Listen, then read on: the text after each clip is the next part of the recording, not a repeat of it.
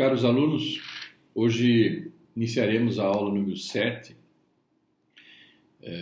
referente à unidade número 2 do Direito Administrativo 2 da Univale. Nessa unidade 2, nós vamos tratar da Lei de Responsabilidade Fiscal.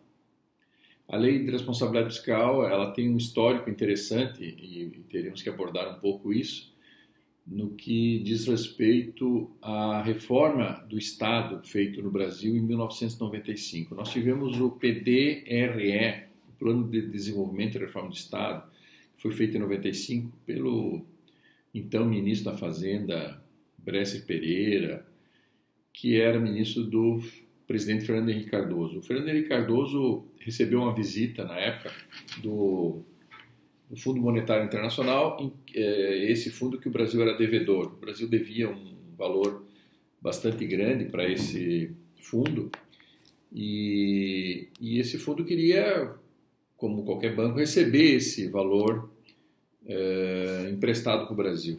Então o Fundo Monetário Internacional começou a visitar os seus devedores, né, e o Brasil era um deles, apresentando a conta e dizendo que o Brasil precisava reformar o Estado, no sentido de torná-lo o Estado mais eficiente, para que a administração pública fosse gerencial, tivesse um gerenciamento como se fosse uma iniciativa privada, não que tivesse que dar lucro, mas que tivesse que não dar despesa, não tivesse desequilíbrio nas contas públicas. Então o FMI, no intuito de receber o valor emprestado ao Brasil, sugeriu uma série de providências, né, atitudes que o Brasil teria que tomar. Então, em 1995, isso é um histórico, antes de entrarmos efetivamente na Lei de Responsabilidade Fiscal, isso é um histórico importante de se fazer, porque esse plano de desenvolvimento, ou esse programa de desenvolvimento e reforma do Estado feito em 95, é o precursor da hoje Lei de Responsabilidade Fiscal, que é a Lei Complementar número 101 de 2000. Então, lá em 2000, 15 anos depois, foi feita a Lei de Responsabilidade Fiscal, que já havia previsão dela ser produzida lá em 88. Então, 88, com a Constituição Republicana de 88, já havia um artigo na Constituição que impunha ao administrador federal, ao governo federal e ao legislador, a produção de uma lei que tratasse de finanças públicas, principalmente a responsabilidade quanto às finanças públicas. Mas o FMI antecipa um pouco isso, e em 1995 exige essa modernização administrativa e foi feita através do PDRE. Depois nós tivemos a Emenda 19, que foi uma grande reforma administrativa feita na Constituição, modificando diversos artigos, principalmente a partir do artigo 37 da Constituição, que é o artigo que trata da administração pública, onde nós temos, inclusive, os princípios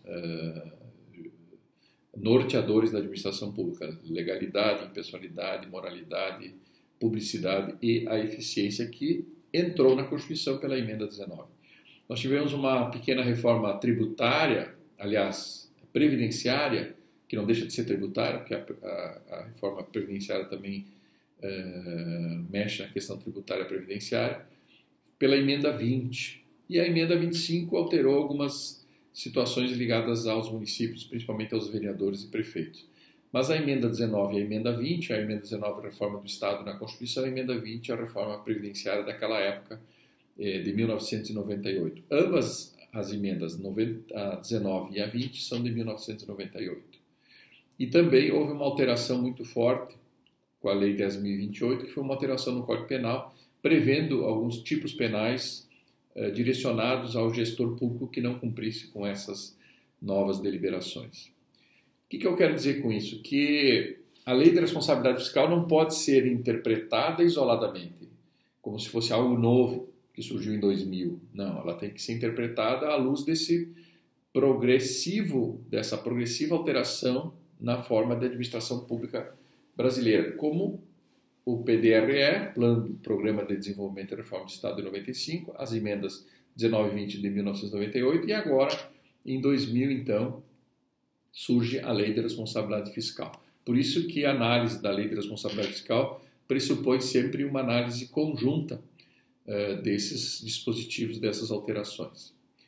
Isso é importante. Bom, A ideia de uma administração gerencial proposta pela Lei de Responsabilidade Fiscal, que é a Lei Complementar 101/2000, ela pressupõe a inclusão dentre os princípios constitucionais administrativos explícitos no artigo 37 o princípio da eficiência, ou seja, um gestor precisa ser eficiente, ele tem que gastar somente o que arrecada, não comprometer sucessores políticos, governantes que vierem após o seu mandato, e isso é o que é estabelecido muito inicialmente na questão do princípio da eficiência. Então, o princípio da eficiência foi incluída no caput do artigo 37 da Constituição como sendo um novo princípio, ligado muito a essa questão da administração pública ser gerencial a partir de então.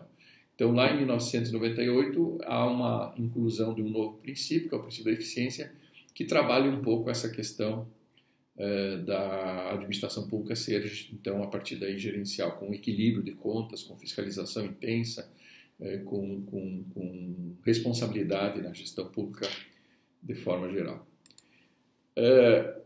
O que pressupõe a lei de responsabilidade fiscal? Inicialmente, ela tem algumas prioridades, eu diria, algumas diretrizes muito importantes. A lei de responsabilidade fiscal, ela pressupõe que o gestor haja de forma planejada, ou seja, que ele organize a sua administração, e isso se dá quando ele se elege, por exemplo, um prefeito, um governador ou um presidente da República. Ao se eleger, ele tem, no primeiro ano do mandato dele, o tempo necessário, previsto na própria Constituição, para produzir um plano plurianual, ou seja, um plano para 4 anos de governo. Isso é uma ação planejada, ou seja, quem assume a gestão pública precisa planejar, embora já tenha planejado um pouco isso na sua campanha política. Depois da eleição, ele tem, então, um período no primeiro ano do mandato, que a Constituição prevê até a metade de maio do primeiro ano do mandato, para produzir um documento chamado Plano Plurianual, onde ele vai, então, estabelecer os seus projetos, numa lei específica chamada a Lei do Plano Plurianual. Isso é o que a gente chama, dentro da Lei de Responsabilidade Fiscal, de ação planejada. Bom, feito o planejamento, o gestor público, segundo a Lei de Responsabilidade Fiscal, precisa dar publicidade a esses atos, a esses programas, a essas organizações preparadas para o governo. Então, isso a Lei de Responsabilidade Fiscal chama de ação transparente. Então, vejam, as duas diretrizes principais da Lei de Responsabilidade Fiscal é uma ação planejada e uma ação transparente. Isso eu quero fazer e à medida que eu vá fazendo, eu vou prestando conta do que eu estou fazendo.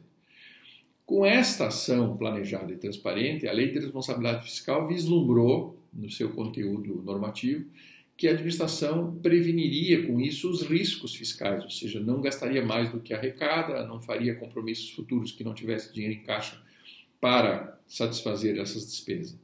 E se houvesse algum gasto não programado, não planejado, poderia corrigir ao longo do tempo os desvios dessa conduta, exatamente por ter trabalhado com transparência.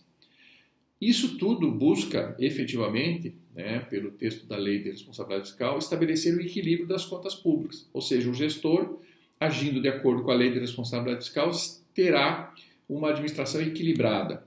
Planejo, presto conta do que faço, não assumo riscos, corrijo os desvios e, com isso, eu estabeleço um equilíbrio entre receitas e despesa.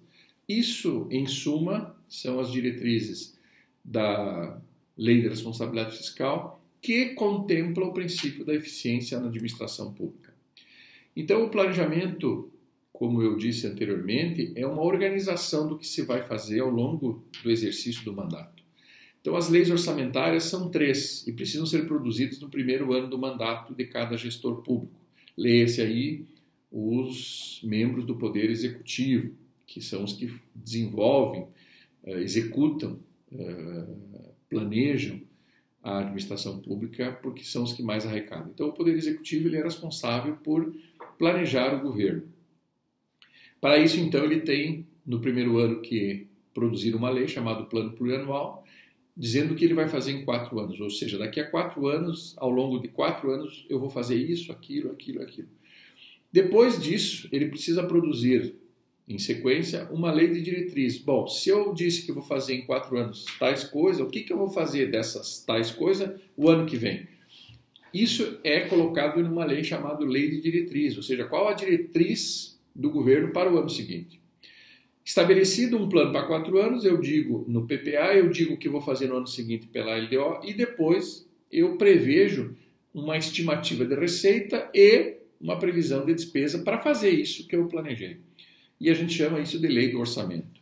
Em suma, são 3 leis que a gente chama em direito de tríade de leis orçamentárias, que perpassa pelo PPA, plano para 4 anos, pelas diretrizes, lei das diretrizes, que é o que tu vais fazer como gestor público no ano seguinte, por isso tem que planejar um ano antes, e o que tu vai gastar e o que tu estima arrecadar para fazer isso que tu planejou fazer no ano seguinte. Então essas 3 leis em conjunto formam as leis orçamentárias e isso estabelece uma ação planejada.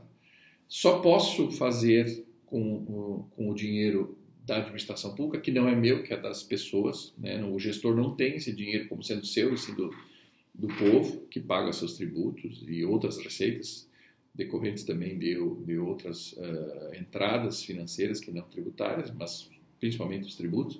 O que o gestor, prefeito, governador e presidente da República precisa fazer, o que ele vai fazer com esse dinheiro que não é dele? Ele precisa apresentar para a sociedade uma ação planejada.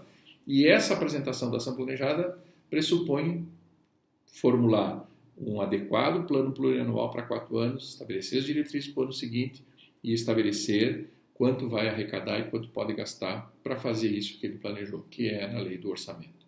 Então, essas 3 leis em conjunto formam o que a gente chama de ação planejada e é o que prevê, que pressupõe a lei da responsabilidade fiscal.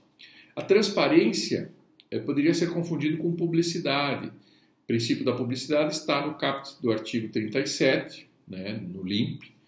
Uma das letras dessa sigla LIMP é o P da publicidade. A ação transparente pressupõe ampla publicidade. Além de publicação dos atos oficiais, a publicação dos balanços, né, a administração pública precisa realizar, às vezes, audiências públicas previstas na Lei de Responsabilidade Fiscal, quando da aprovação do PPA, da LDO e da LOA, quando da alteração do plano diretor da cidade, se for o município. Tudo isso é o que estabelece a Lei de Responsabilidade Fiscal como uma ação transparente. A transparência é uma garantia da democracia. Um governante que não age com transparência provavelmente está escondendo alguma coisa. E isso hoje, pelo princípio da moralidade, que também está no artigo 37, pelo princípio da eficiência, que também está no artigo 37, a transparência é importante para que as pessoas possam fiscalizar o gestor e cobrar dele, né, o planejamento feito e proposto através de uma legislação específica. Então, a publicidade é publicar os atos oficiais e a transparência é um pouco mais que isso. Além de publicar, dar conhecimento a todos do que está sendo feito e o que vai ser feito ao longo dos anos em que o administrador ocupa aquele cargo. O objetivo, então, específico de uma gestão com responsabilidade fiscal é o equilíbrio das contas mediante a eliminação de déficit, ou seja, eu não posso gastar mais do que eu arrecado na administração pública, e redução das dívidas com o passar do tempo. Hoje, os administradores públicos no Brasil recebem já algumas exceções existem, mas a maioria recebe o município, né, um prefeito recebe o município com algumas dívidas. Os governadores, com certeza, recebem com dívida. E o governo federal também existem dívidas imensas herdadas de um presidente da República para outro. No âmbito dos municípios, às vezes, tem municípios que estão equilibrados já. Mas a Lei de Responsabilidade Fiscal tem como objetivo principal esse equilíbrio das contas para a eliminação desses déficits e redução dessas dívidas. E isso se faz com um controle, com mecanismos que possibilitem o controle. E a Lei de Responsabilidade Fiscal é que estabelece quais são esses mecanismos, o que precisa ser feito para que haja esse equilíbrio das contas públicas e eliminação dos déficits e das dívidas que se herda. E também prevê que tu não possa contrair novas dívidas sem ter dinheiro em caixa para realizar essas dívidas programadas. Então, o objetivo ou os objetivos específicos da Lei de Responsabilidade Fiscal é exatamente esse, né? Eliminação dos déficits, redução das dívidas, pagamento das contas e criar mecanismos que efetivem a arrecadação tributária e não tributária como responsabilidade do gestor. O gestor, ao instituir os tributos, né, o município, o Estado, a União, ele precisa cobrar. É uma obrigação administrativa dele. Então, esses mecanismos que assegurem essa arrecadação dos tributos e de outras receitas não tributárias é a responsabilidade e é uma preocupação da Lei de Responsabilidade Fiscal também. A Lei de Responsabilidade Fiscal, ela tem 75 artigos e ela deve ser obedecida por todos os poderes, tanto da administração direta quanto da administração indireta, exceto as sociedades de economia mista, que têm sua própria arrecadação, não depende da tributação. As empresas públicas, algumas delas, né, não precisam obediência, não devem obediência à Lei de Responsabilidade Fiscal, mas o Poder Executivo, principalmente, o Poder Legislativo, o Poder Judiciário, o Ministério Público, o Tribunal de Contas, ou seja, autarquias e fundações que dependem da arrecadação dos tributos, principalmente para a sua sobrevivência administrativa, elas precisam prestar contas, porque tratam de finanças públicas, precisam prestar contas à luz da Lei de Responsabilidade Fiscal. Então, a Lei de Responsabilidade Fiscal, no artigo 1º, já define.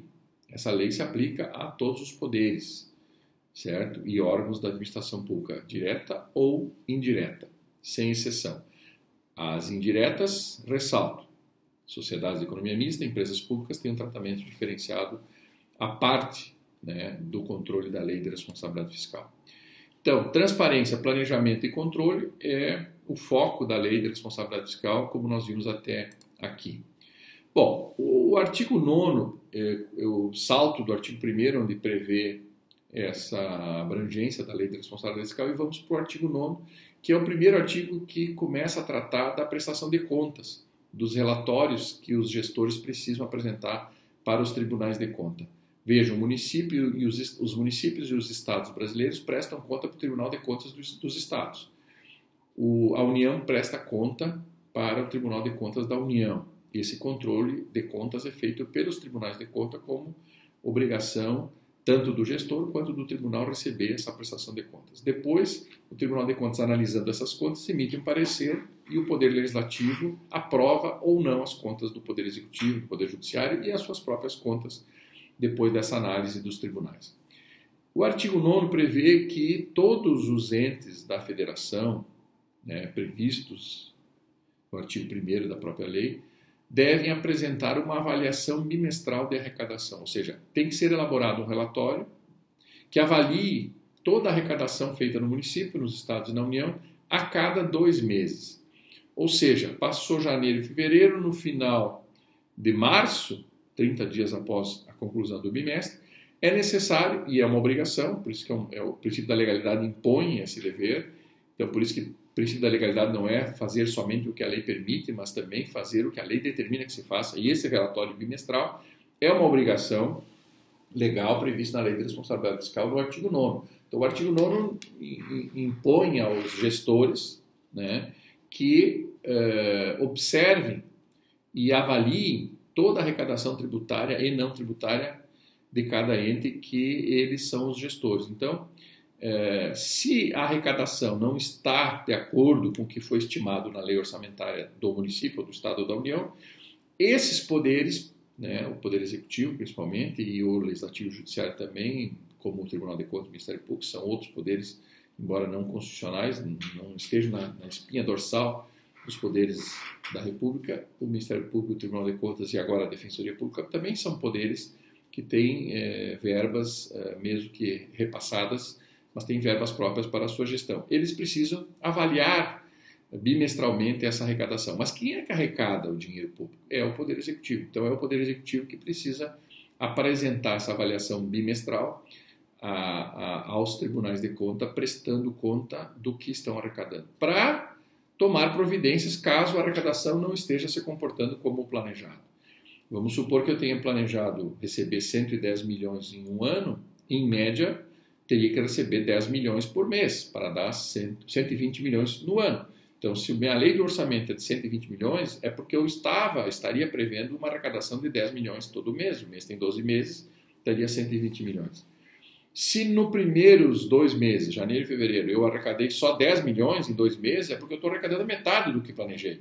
Logo, nessa avaliação bimestral da arrecadação, vai me impor uma série de providências. E o Tribunal de Contas vai sugerir, ô prefeito, o senhor previu arrecadar 120 milhões em 12 meses, só que nos 2 primeiros meses a arrecadação se comportou mal.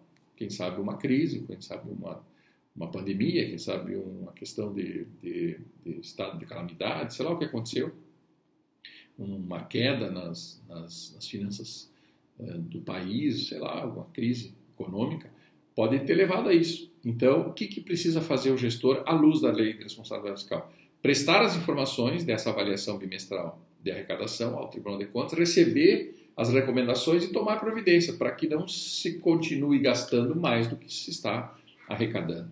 Eu planejei arrecadar, mas não arrecadei, preciso limitar os gastos. E isso a gente chama de limitação de empenho. Ou seja, aquilo que eu previ comprar, tem coisas que são supérfluas, que não são prioritárias, não são prioridades que podem ser deixadas de lado. E a gente, como gestor, terá que limitar esses desempenhos e essa movimentação financeira deve ser regrada, né, limitada para que não aconteça um déficit das finanças públicas. Ressaltando, a lei de responsabilidade fiscal pressupõe equilíbrio das contas. Se eu não arrecado e a cada 2 meses eu controlo isso, eu não arrecado o que previ arrecadar, é lógico que eu tenho que tomar providências no sentido de minimizar esse déficit. E isso a gente chama de limitação de empenho e de movimentação financeira. O artigo 9º, no parágrafo 4º da Lei de Responsabilidade Fiscal, também prevê uma avaliação quadrimestral. Veja, eu falei que o artigo 9º da Lei de Responsabilidade Fiscal prevê uma avaliação bimestral, mas também, no parágrafo 4º do mesmo artigo 9º, prevê uma avaliação quadrimestral. Ou seja, no final de maio, setembro e fevereiro de cada ano, o Poder Executivo deve apresentar em audiência pública o que arrecadou a cada 2 meses e a cada 4 meses o que gastou desse dinheiro, para provar para a população, o povo, a comunidade, se aquele planejamento, aquela estimativa da receita e a despesa realizada estão em equilíbrio. Para isso serve a Lei de Responsabilidade Fiscal. Então veja como é importante entender a Lei de Responsabilidade Fiscal. 2 em 2 meses eu apresento uma avaliação da arrecadação.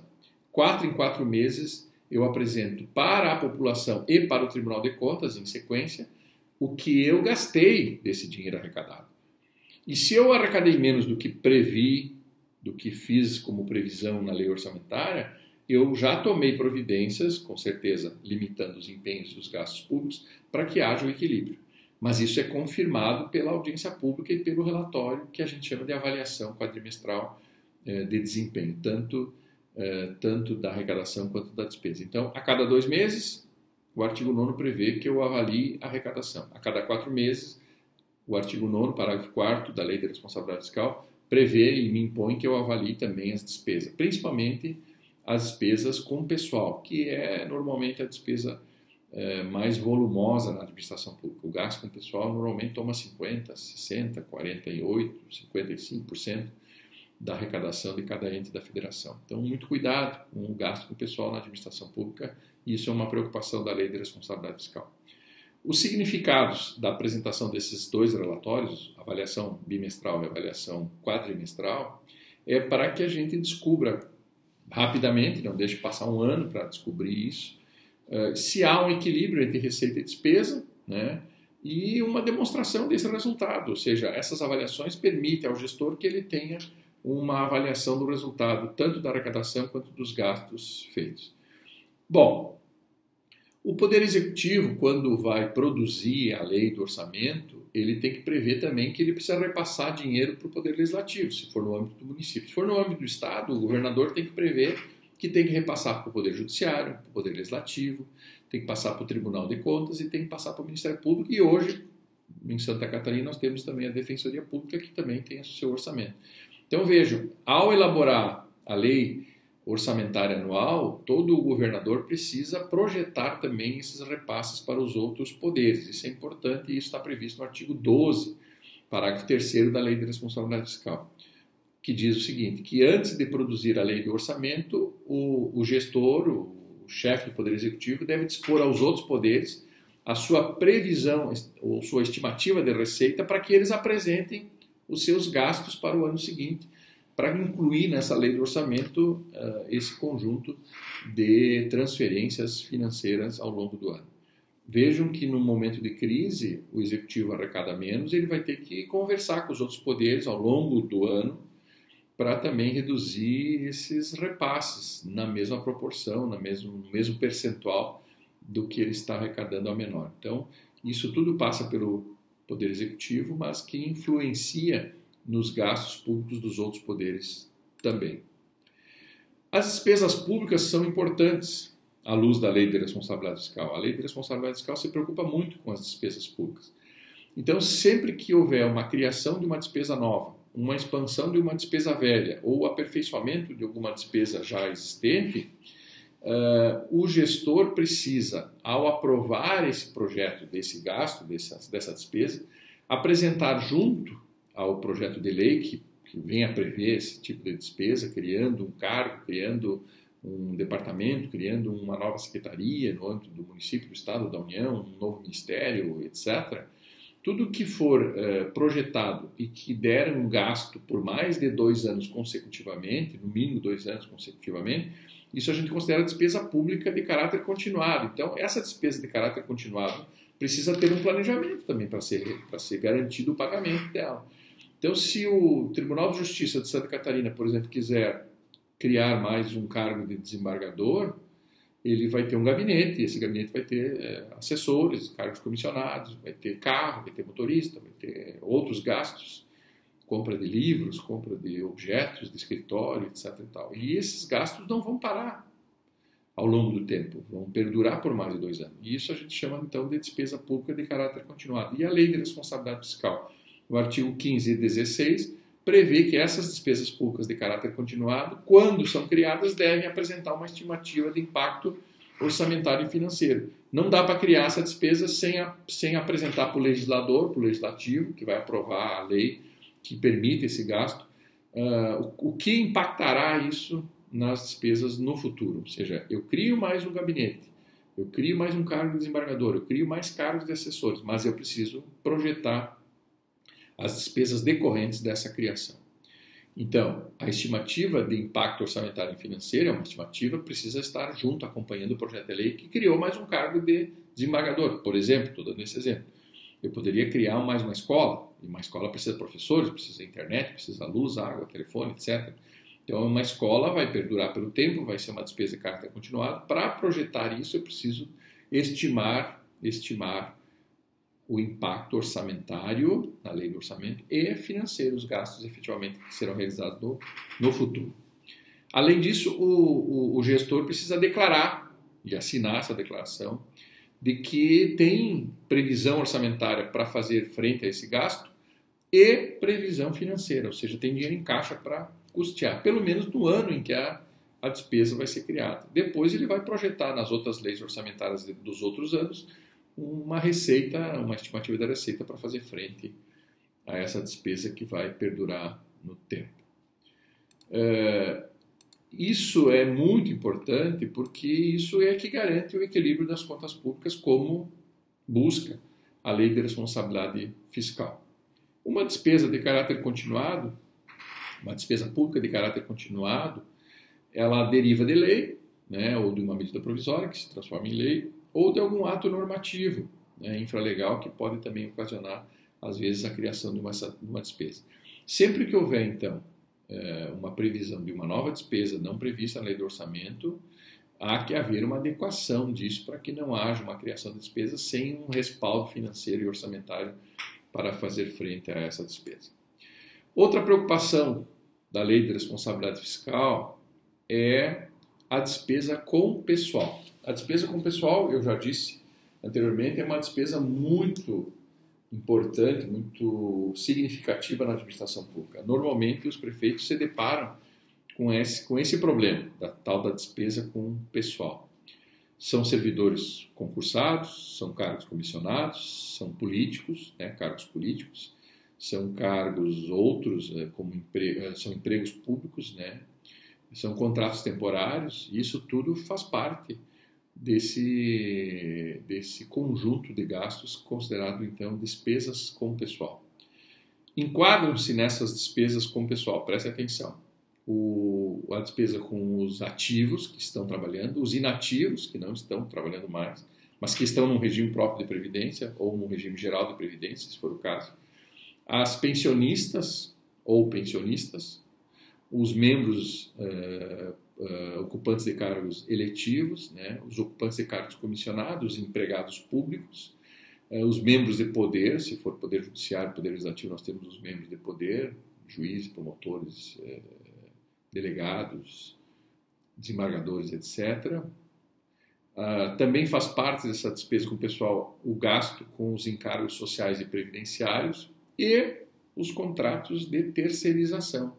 Os contratos de terceirização que substituem encargos na administração pública também são computados como gastos ou considerados despesas com pessoal.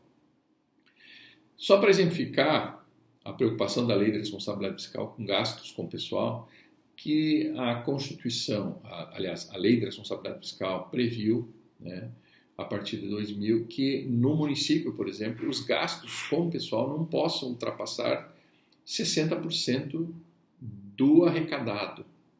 Então, se eu arrecadei num município no ano anterior 100 milhões, eu tenho que projetar para o ano seguinte um gasto não superior a 60 milhões com o pessoal. Esse é um limite imposto para os municípios. Para os estados e para a União, esse gasto baixa para 49%. Mas no âmbito dos municípios, nós temos uma previsão de até 60% eu posso gastar com o pessoal.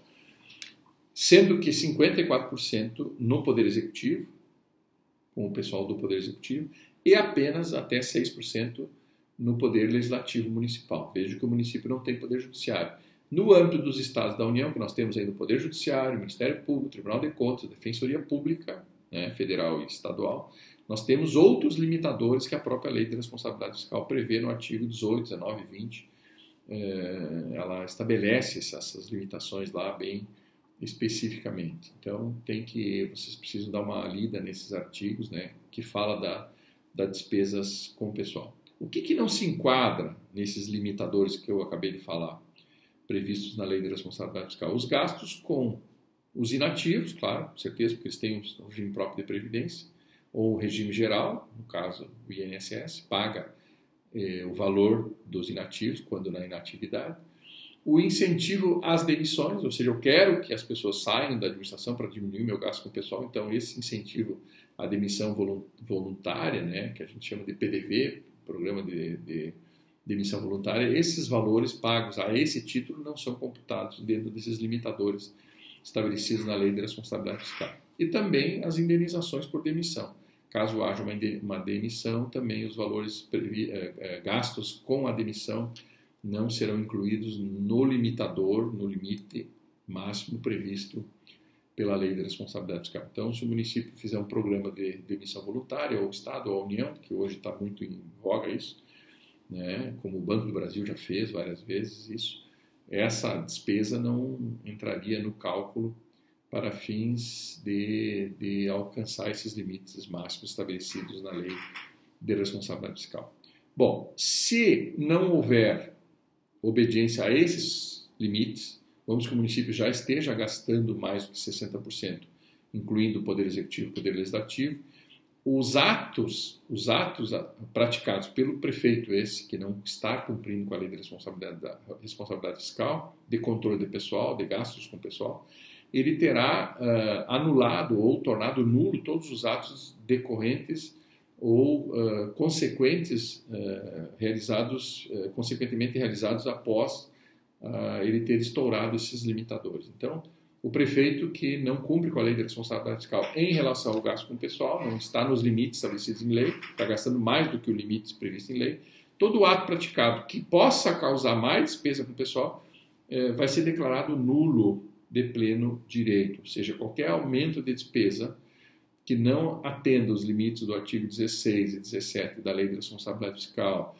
não atenda os limites estabelecidos no inciso 13 do artigo 37 da Constituição e do artigo 169, parágrafo 1º da Constituição, que são os artigos que tratam dessas questões limitadoras de gasto com o pessoal, esses atos serão considerados nulos, perderão a sua eficácia. E se a pessoa fez um concurso baseado numa lei que criou um cargo após ter ocorrido isso, poderá até perder esse cargo em função de ter sido tornado nulo o ato praticado pelo gestor à revelia da Lei de Responsabilidade Fiscal e à revelia das previsões constitucionais, como, por exemplo, previsto no artigo 169 da Constituição. Então, muito cuidado aos gestores ou aos assessores jurídicos dos gestores públicos municipais, estaduais ou da União, no que tange aos limites de gasto com o pessoal, porque isso pode causar atos nulos no futuro, caso ultrapassem esses limitadores estabelecidos principalmente na Lei de Responsabilidade Fiscal. O controle de gasto com o pessoal, ele é feito naquela avaliação quadrimestral. Vejam que lá no artigo 22 nós temos uma previsão também de que em abril, agosto e dezembro serão feitos esses controles de gasto com o pessoal. Então, sempre que o administrador público gastar acima de 95% daqueles limites estabelecidos na lei, já acende uma luz vermelha e o Tribunal de Contas já avisa, prefeito, governador, presidente da República, presidente da Câmara, presidente da Assembleia Legislativa, presidente do Ministério Público, do Procurador-Geral do Estado, preste atenção que o seu limite de gasto pessoal já ultrapassou os 95% do possível, do que seria possível gastar. Então, acende uma luz vermelha, é feita uma notificação pelo Tribunal de Contas do Estado ou da União, se for na questão do Poder Executivo Federal é o Tribunal de Contas da União, se for os governadores e prefeitos, vem uma notificação do Tribunal de Contas do Estado dizendo para que haja uma redução, que se tome providência no sentido de reduzir esses gastos com o pessoal, porque o limite já está perto do limite máximo, ou seja, bateu em 95% do limite previsto na lei, já acende essa luz vermelha e uma notificação é encaminhada ao gestor.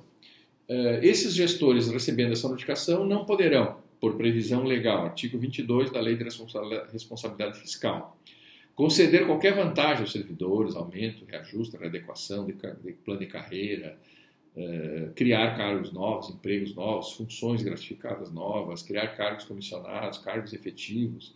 Tudo isso está impedido a partir do momento que se atinge 95% do limite, para preservar isso, para preservar que não se alcance já o limite máximo. Então, bateu nos 95% do limite máximo de gasto com o pessoal, o gestor já não pode mais conceder essas vantagens. Há uma discussão em relação àquela revisão geral anual prevista no inciso 10 do artigo 37 da Constituição, que garante aos servidores a perda inflacionária de cada ano ser repassado para ele, como uma revisão geral, todo ano, igual para todos os servidores, para preservar o poder aquisitivo do seu vencimento. Mas já há decisões na Justiça no sentido de que, se o limite de gasto com o pessoal estourou os 100%, nem esse direito constitucional pode ser garantido ou repassado, esse valor repassado ao servidor, porque aí causaria um dano maior ao próprio Estado e seria quase que irrecuperável depois o equilíbrio dessas contas públicas. A cada quadrimestre, então, abril, agosto, dezembro, relembrando, nós temos que fazer essa avaliação de despesa, enviar ao Tribunal de Contas, e o Tribunal de Contas vai emitir um relatório, que normalmente eles têm um padrão já de relatório, e uma notificação automática caso se ultrapasse os valores acima de 95% do previsto para gastos pessoal máximo. Então, o município pode gastar 54%, quando ele chegar em 51,30%, 51,3% do gasto com o pessoal, o Poder Executivo já tem que baixar a bola, não criar mais despesa com o pessoal para que não ultrapasse esses 95%. Se ultrapassou os 95%, recebe uma notificação para tomar providência no sentido de reduzir esses gastos. Então, vamos lá, vamos cortar na própria carne, tem que exonerar os cargos comissionados, não pagar mais horas extras, horas suplementares, que normalmente são dadas aos professores, que cumprem uma jornada de trabalho acima do contratado. O professor é contratado 20 horas, mas cumpre 40 horas porque falta professor. Tudo isso tem que ser retirado, todos esses gastos a mais, mesmo que não sejam supérfluos, que sejam necessários, mesmo assim é necessário tomar providência no sentido de buscar novamente os índices previstos em lei, ou seja, reduzir os gastos com o pessoal para que não haja a perda do controle do gasto com o pessoal no âmbito de cada ente federativo. Vejam que a Lei de Responsabilidade Fiscal define um limite para os municípios, um limite para os estados e um limite para a União em relação a esses gastos com pessoal. Então, no momento que o gestor ultrapassa o limite de gasto com pessoal previsto na Lei de Responsabilidade Fiscal, tem que fazer o quê? Primeiro, obedecer o artigo 22 da lei, que é não criar novos cargos, novas funções, novos empregos públicos, contratos temporários. Encerra tudo isso, horas extras, encerra tudo. Eliminar esse excedente acima do limite que está nos 8 meses subsequentes. Então, o gestor terá 8 meses. No primeiro quadrimestre, ele tem que reduzir 1/3 do que está gastando a mais com o pessoal. E no segundo quadrimestre desses 8 meses, ele precisa diminuir 2/3. Primeiros 4 meses ele reduz 1/3, no segundo quadrimestre ele tem que reduzir mais 2/3 do que ele está gastando em excesso do que previsto na Lei de Responsabilidade Fiscal. Então ele tem que adotar atitudes que podem ser redução de despesa com cargos comissionados, ele pode reduzir 20%, 30% desse valor. A Constituição até prevê redução de 20% do gasto com cargos comissionados e funções gratificadas. Exoneração dos servidores não estáveis, aqueles que fizeram concurso, mas ainda não adquiriram a estabilidade após 3 anos de efetivo exercício, poderão ser, inclusive, demitidos, ou melhor, exonerados, porque não cometeram nenhuma infração para ser demitido, mas serão exonerados, que é uma forma de desligar o servidor sem ser um castigo. Sempre que tu castiga um servidor, julga ele não adequado o serviço dele ao serviço público, ele cometeu algum equívoco no serviço público, ele vai ser demitido. É uma sanção. Mas se ele não cometeu nenhum ilícito e ele vai ser desligado do serviço público, nós chamamos de exoneração. Exoneração é quando eu desligo alguém do serviço público sem que ele tenha cometido qualquer infração, um ato infracionário. Uma preocupação é quando, por exemplo, agora os municípios estão, esse ano, estão chegando no final do mandato. Os prefeitos que estiverem acima do limite de gasto com o pessoal, daqui a pouco, depois de maio, já não vão ter 8 meses para reduzir o gasto com o pessoal. Então, precisam fazer isso imediatamente. Não vamos ter o prazo. Vamos que o gasto com o pessoal seja ultrapassado em setembro desse ano. E dezembro termina o mandato. Então, ele tem setembro, outubro, novembro, dezembro. Ele tem até o final do mandato para cumprir com essas obrigações previstas na Lei de Responsabilidade Fiscal ligadas ao gasto com pessoal. A Lei de Responsabilidade Fiscal, ela também ocasionou, desencadeou uma alteração no Código Penal, que eu falei para vocês inicialmente, que é a Lei 10.028 de 2000, que veio em dezembro. A Lei de Responsabilidade Fiscal veio em maio, 5 de maio, e em dezembro foi alterado o Código Penal para prever algumas penalizações para o gestor que não cumpre ou que deixe de cumprir com a Lei de Responsabilidade Fiscal. Então, o prefeito, vamos exemplificar, que não reduziu o gasto com o pessoal, estando estourados os seus limites, ele vai receber uma multa de 30% do subsídio anual dele, ele vai ter que devolver para o município em que ele é gestor, como forma de penalização. Então, prefeitos, governadores, presidente da República, todos precisam estar preocupados com isso, porque o gasto com o pessoal tem limite e esse limite precisa ser obedecido. Se não obedecido e nos 8 meses subsequentes não for reduzido esse gasto com o pessoal, o Tribunal de Contas aplica uma multa administrativa de 30% que terá que ser devolvido do que ele ganhou durante um ano sob a forma de subsídio. Então, nenhum prefeito gosta disso, Então, outra previsão importante está no artigo 42, parágrafo único da Lei de Responsabilidade Fiscal, que proíbe o gestor público nos últimos 2 quadrimestres de cada mandato, ou seja, de maio a dezembro do final do mandato daquele gestor público, contrair obrigações de despesa que não possam ser integralmente cumpridas ou pagas dentro desse período. Então, agora estamos entrando em maio. De maio a dezembro desse ano, os prefeitos que estão com seus mandatos finalizando não podem contrair novas despesas que não tenha dinheiro em caixa já arrecadado para fazer frente a essas despesas.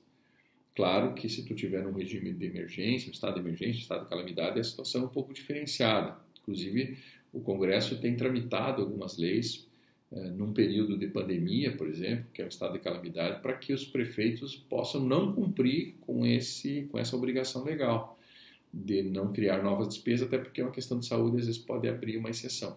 Mas, normalmente, no estado normal das coisas, a lei de responsabilidade fiscal prevê que é proibido, que é vedado, contrair obrigações de despesa que não possam ser cumpridas de maio a dezembro, não devam contrair mais despesas que não possam ser saldadas com dinheiro em caixa, saldadas dentro desse período.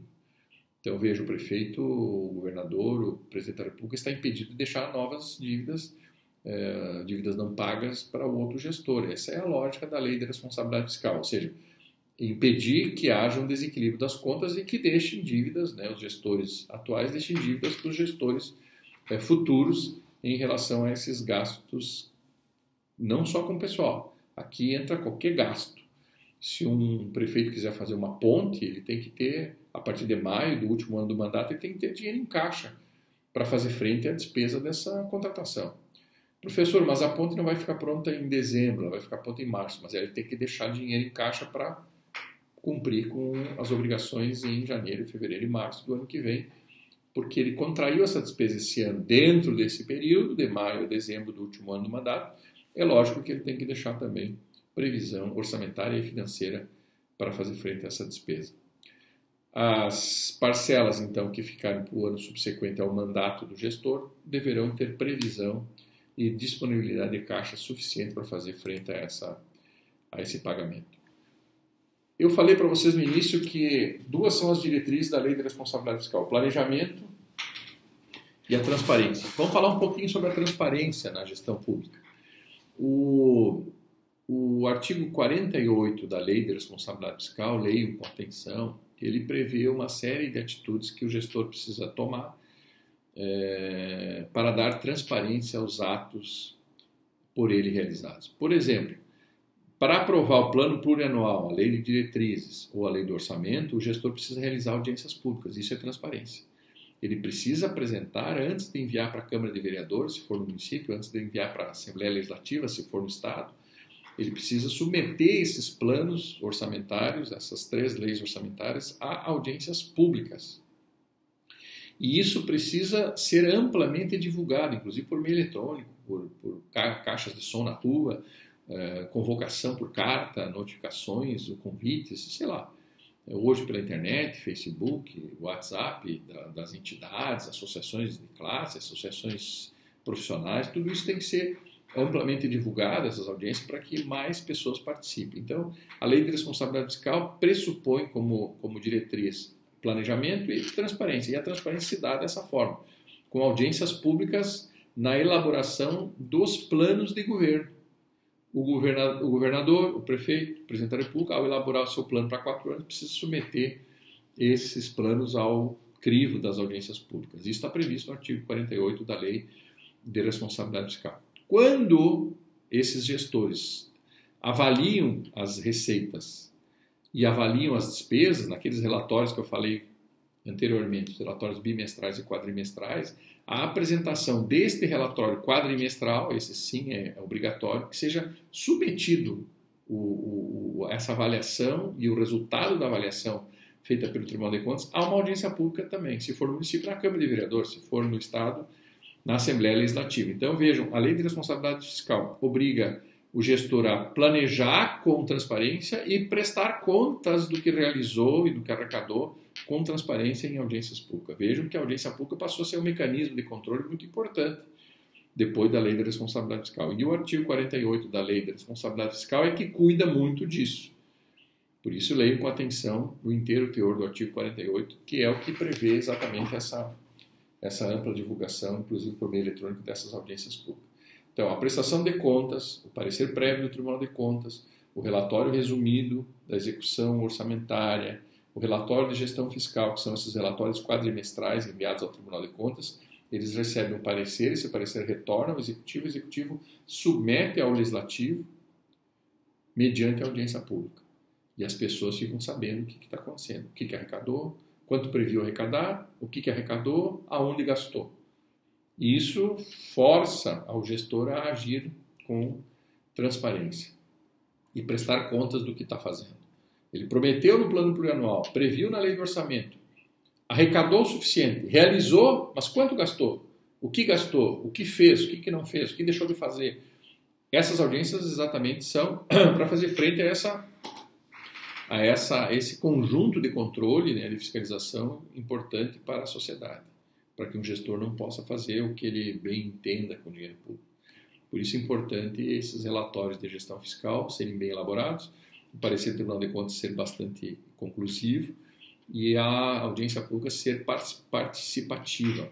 Pessoas devem participar com interesse em tirar dúvidas acerca do gasto do dinheiro público. Vejo que no passado um gestor ficava prefeito 4 anos e só prestava conta no final de 4 anos.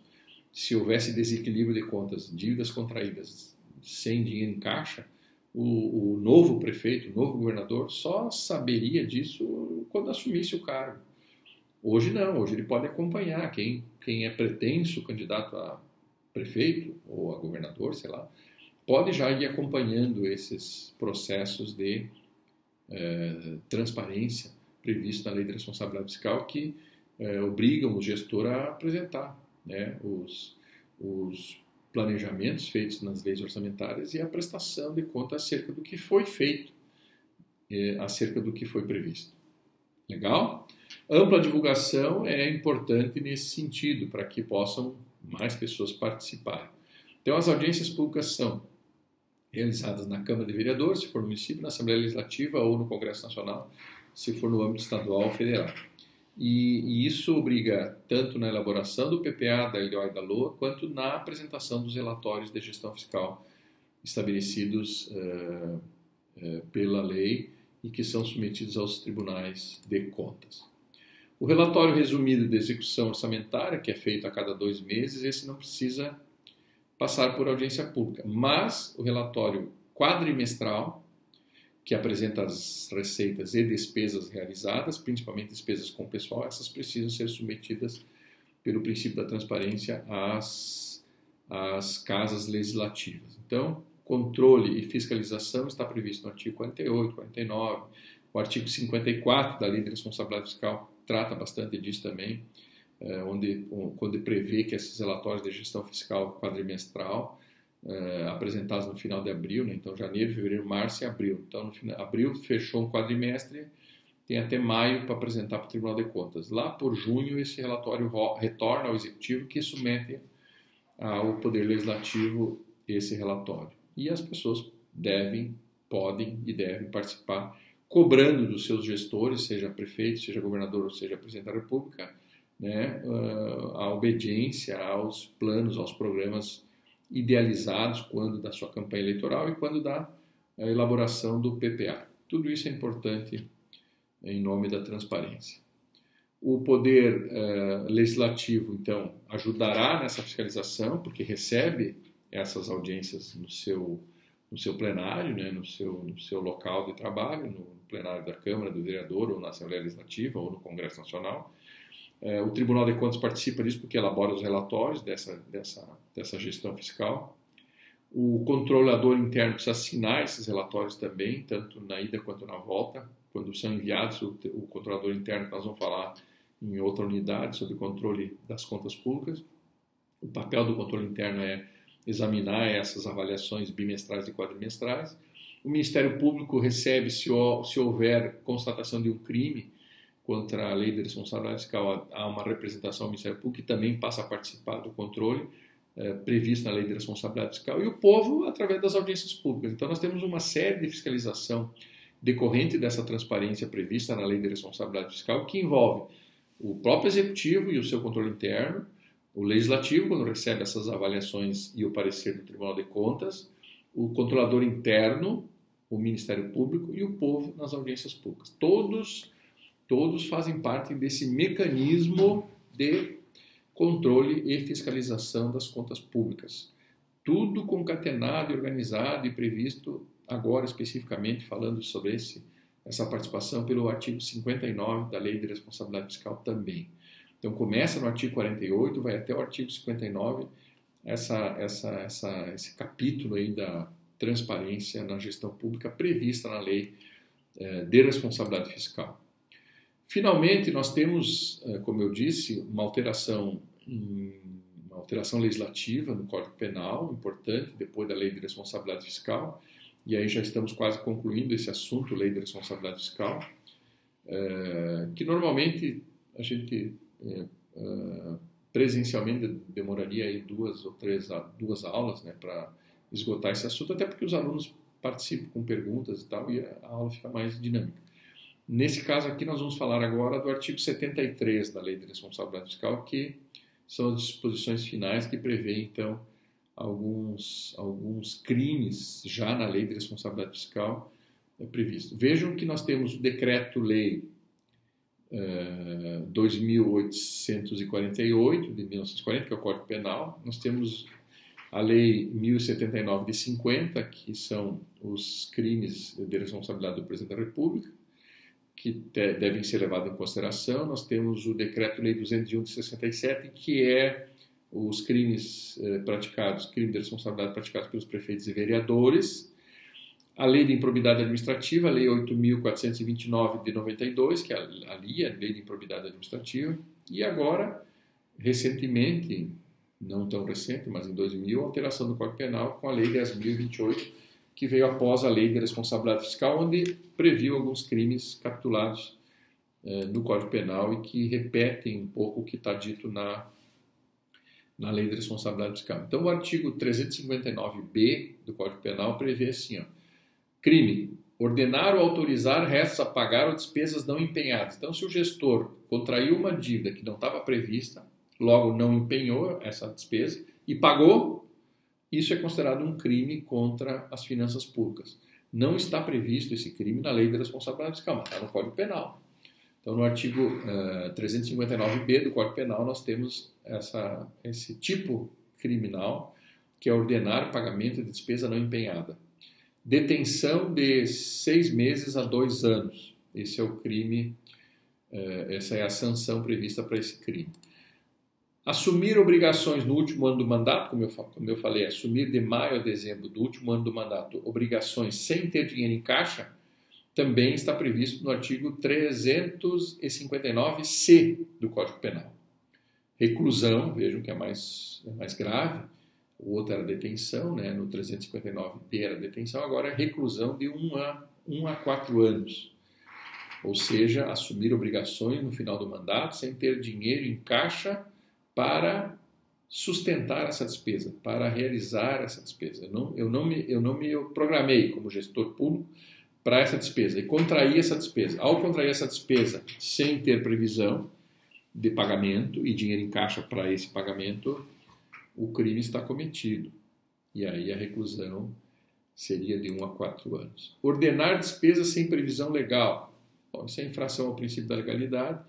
Também está previsto no artigo 359, letra D, 359D do Código Penal. Alteração feita em 2000 pela Lei 10.028. Reclusão também de 1 a 4 anos.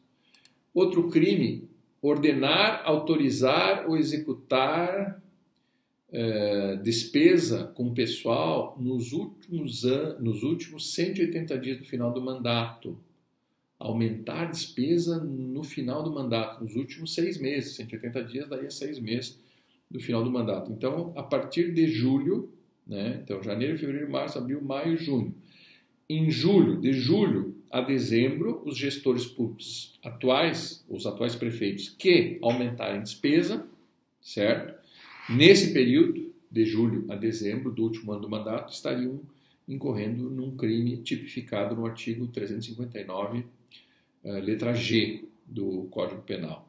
Reclusão de 1 a 4 anos também. Então, não criar novas despesas, aumentar despesas no final do mandato para não deixar dívida e compromissos futuros que não possam ser, inclusive, às vezes, cumpridos lá no futuro. Então, preocupação da Lei de Responsabilidade Fiscal e do Código Penal, no sentido de que não possa contrair despesas, quaisquer despesas de maio a dezembro do último ano do mandato, e contrair despesas ou criar despesas maiores, aumentar despesas do que já existe nos últimos 180 dias, também reclusão de 1 a 4 anos, previsto no artigo 359. Então, fiquem preocupados com esse artigo 359, que ele impõe uma série de sanções bastante graves. Deixar de entregar os relatórios, né, essas avaliações dentro do prazo, bimestral ou quadrimestral, deixar de enviar ao Tribunal de Contas, ou deixar de limitar os empenhos quando o gasto com o pessoal estiver acima do limite de gasto, previsto na Lei de Responsabilidade Fiscal, também impõe ao gestor, e isso a gente já falou, uma multa, né, que aí é uma infração administrativa, não é crime propriamente dito, e isso está previsto também no Decreto 201 de 67 e foi repetido agora na Lei de Responsabilidade Fiscal. 30% do subsídio do gestor será a multa que ele terá que pagar caso constatado essa não apresentação, não divulgação dos relatórios de gestão, bimestrais e quadrimestrais, e também quando ele não limitou os empenhos de gasto quando deveria limitar conforme previsão legal. Então, 30% do seu subsídio, se for o prefeito, o governador, deverá ser devolvido, né, ou pago como multa para o próprio Tribunal de Contas, que tem lá um fundo de reaparelhamento da moralidade, controle de moralidade, que ele depois dispõe esse dinheiro para outras coisas. Até para construir presídio, depois eles usam, às vezes, esse dinheiro. Bom, se a despesa com o pessoal estiver com o limite estourado e o gestor não tomar providência, também, nesse caso, multa de 30% sobre o valor do seu subsídio anual. Veja, o que ele recebeu ao longo de um ano, ele tem que devolver 30% sob a forma de multa. Então, essas multas são processadas e julgadas com o devido processo legal, com ampla defesa, contraditória, etc. e tal, pelo próprio Tribunal de Contas, e isso impõe ao gestor, se condenado for, uma multa de 30% sobre o seu subsídio anual, que deverá ser depositado e pago. Pode até ser parcelado, mas tem que ser pago ao Tribunal de Contas. Eu quero, finalmente, ao concluir essa matéria da Lei de Responsabilidade Fiscal, fazer uma diferença que vocês já devem saber entre infração administrativa e crime, né? Claro que a infração administrativa pode ser julgada, processada e julgada pelo Tribunal de Contas, que é um órgão administrativo.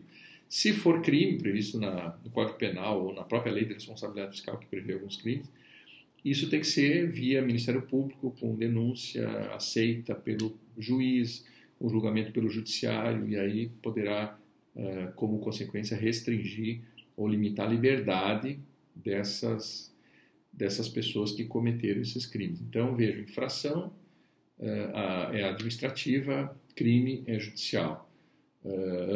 Ambos recaem sobre as pessoas, né, gestores públicos, mas um pode tramitar no âmbito administrativo, que são as infrações previstas, então, na Lei de Responsabilidade Fiscal, e no Código Penal são os crimes, e aí precisa a participação do Poder Legislativo, do Poder Judiciário, aliás, na consecução da pena e na formulação da denúncia pelo Ministério Público e no julgamento pelo Poder Judiciário.